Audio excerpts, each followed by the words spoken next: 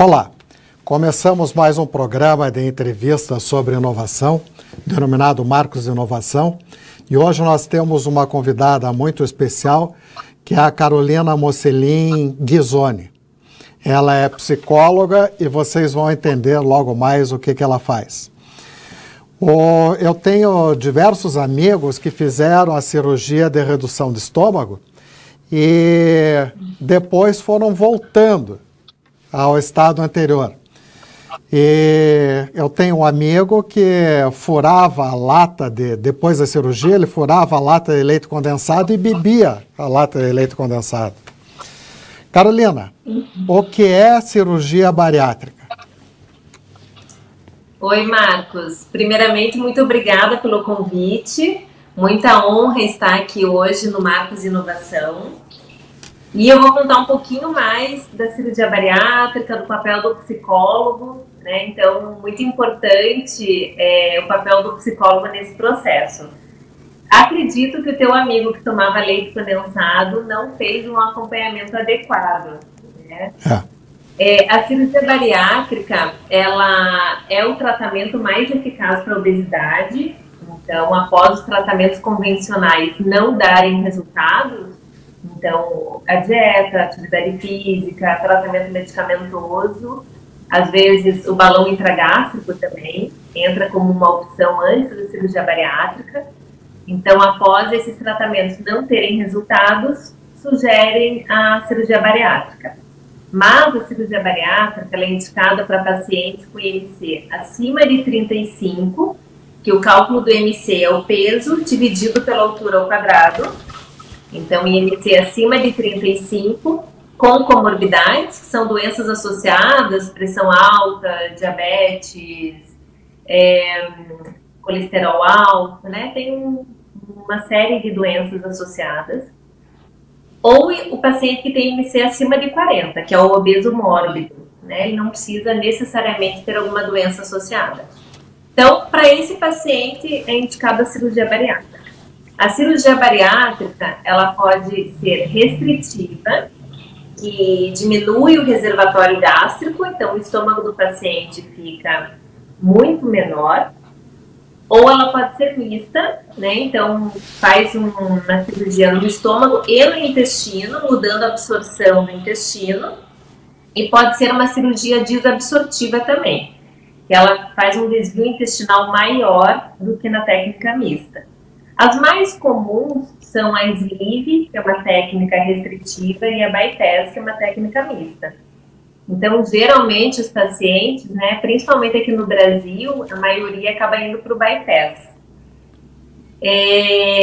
A cirurgia é muito boa, né, é um tratamento muito eficaz, mas não é milagroso. Então, se o paciente depois toma lata de leite condensado, a chance de voltar a engordar é muito grande, porque ele não mudou a relação que ele tem com o alimento.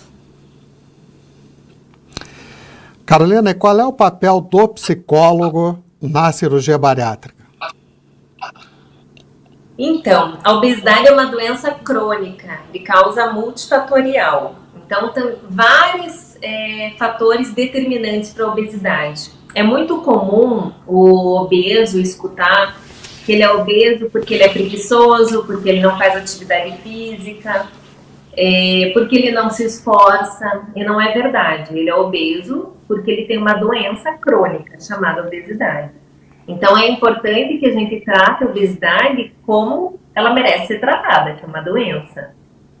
E é muito difícil para essa pessoa, né, que muitas vezes já por muitos anos vem enfrentando essa doença e lutando e se esforçando em diversos tratamentos que não tiveram resultado duradouro por muito tempo, né? Então, o resultado acontece, mas dura pouco tempo.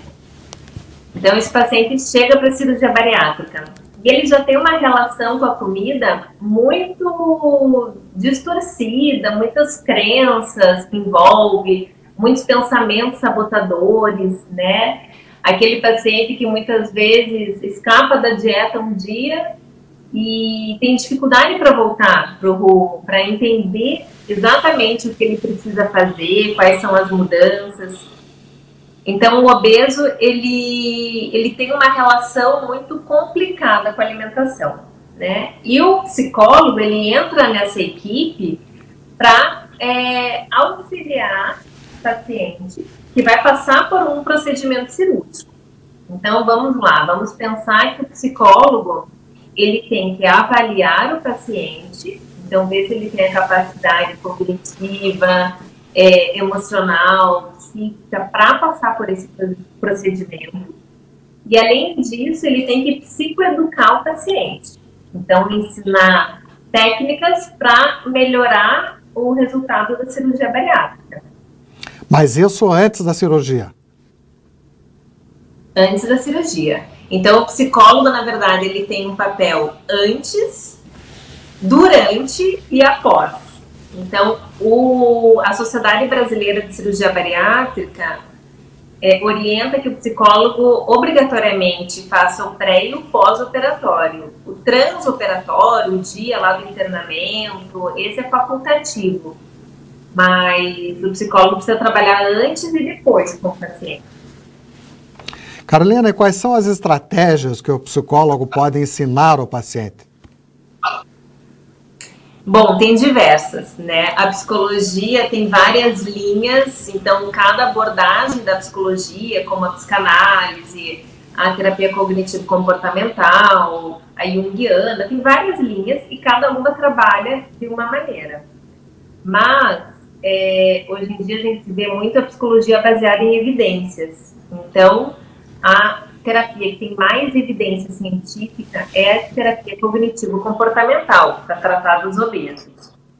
E esses pacientes, então, passam por uma avaliação e um tratamento, né? Então, no tratamento, o psicólogo vai ensinar as estratégias de mudanças comportamentais.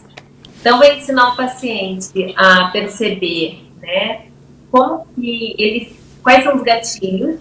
Então, quais são as situações que desencadeiam aquele comportamento, né, que faz ele recorrer à comida ou comer mais? Quais são os pensamentos que vêm dessa situação? Então, por exemplo, aparece um bolo de chocolate, né? Quais são os pensamentos que esse paciente vai ter? Se o paciente tem um pensamento, por exemplo, que vontade de comer esse bolo, ele vai ter uma sensação de vontade de comer o bolo, água na boca, né? E provavelmente ele coma o bolo. Depois do ato de comer, ele vai ter alguns pensamentos relacionados a isso, como alguns pacientes, quando tem compulsão alimentar, têm um pensamento de culpa, tá? Então, é bem importante que o psicólogo ensine isso para o paciente e ele aprenda a fazer. Então, a identificar qual é a situação, qual foi o pensamento que ele teve em relação a isso, qual foi o sentimento, o comportamento, os pensamentos que ele teve após essa ingestão. Então, é muito importante que o paciente ele comece a identificar, né, o que leva ele a comer, quais são os pensamentos e as crenças que ele já tem que proporcionam que ele coma ou que estimulem que ele vá atrás do alimento. Muitos pacientes acabam fazendo apenas 2 refeições ao dia. Então, ficam muito tempo sem comer. Aí, quando vão comer, acabam ingerindo uma grande quantidade. E como que come, né? Quando você está com muita fome. Geralmente come rápido, come alimentos calóricos, come em excesso. Então, é muito importante que o paciente se perceba para modificar a maneira que ele come também. E faz parte do papel do psicólogo, no pré-operatório, ensinar estratégias para auxiliar o paciente a frear, a diminuir a ansiedade. Então, evitar o comer emocional, né, do paciente, descontar as emoções da comida, ensinar o paciente a comer mais devagar. Então, como que ele pode fazer para comer devagar e não ter um entalo com a comida depois da cirurgia, por exemplo? Então, são técnicas e mudanças de comportamento. Agora, tem me uma diga uma pesquisa coisa. bem interessante. Cada tipo de tratamento é dependente de cada paciente, é isso? Isso. Então, assim, tem um protocolo a ser seguido, mas não tem critérios muito definidos, tá? Até na literatura mundial, não tem critérios definidos para indicar ou contraindicar o paciente. Tem alguns critérios de contraindicação, né? Que a gente não pode liberar o paciente, por exemplo, se tem um transtorno psiquiátrico, não sem tratamento, né? Que não esteja estável. Então, não é indicado que o paciente vá para a cirurgia.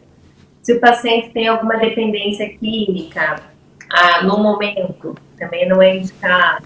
Então, tem algumas situações que nós precisamos, eu falo assim, não é contraindicar a cirurgia, é trabalhar com o paciente, preparar ele melhor, para que ele consiga, no futuro, fazer a cirurgia. Né? Então, tem algumas situações que a gente tem que estar atento. Então, cada caso é um caso. Né? Na psicologia, a gente nunca fala o tudo, o nada, o nunca, são palavras que não são usadas, porque o ser humano ele é único, individual. Então, é bem importante ter um protocolo, seguir algumas regulamentações, mas avaliar cada caso individualmente. Você disse que é importante continuar o acompanhamento psicológico após a cirurgia bariátrica. Como é que é isso? Então, eu faço assim com os pacientes, né? No pré-operatório, eu preparo eles para a cirurgia. Então, eu faço toda a modificação necessária, pensando em pós-operatório imediato e a médio prazo. Agora, no pós-operatório, eu já peço para o paciente começar a vir antes do primeiro mês de cirurgia, né? Então, entre os primeiros 30 dias. E aí eu começo a trabalhar com ele as mudanças necessárias no estilo de vida. Então, quais são as mudanças que ele vai precisar fazer? Por exemplo, em casa, né? Às vezes a família tem muitos alimentos calóricos pela casa. Então, chocolate, acesso fácil a bolacha, bolo em cima da mesa. Então, é muito difícil para esse paciente seguir a dieta e modificar o hábito, né? Acaba, às vezes, comendo no piloto automático. Vê o bolo ali e pega um pedaço sem perceber. Então, são muitas mudanças que o paciente e os familiares precisam fazer. E no pós-operatório, é bem importante também a gente trabalhar a questão de evitar essa recidiva de peso, né? Além de ele entender a relação dele com a comida, mudar os hábitos, ele vai precisar manter os hábitos adquiridos. A recidiva de peso geralmente acontece com os pacientes que consomem bebida alcoólica, e bebida alcoólica é um problema por 2 motivos. Pela recidiva de peso e pelo alcoolismo. Tá? Então, o alcoolismo, depois de 2 anos de cirurgia bariátrica, a gente começa a ver. Então, é mais um motivo que é importante o paciente continuar o acompanhamento com o psicólogo. Carolina, para terminar, quais são os principais riscos da cirurgia bariátrica?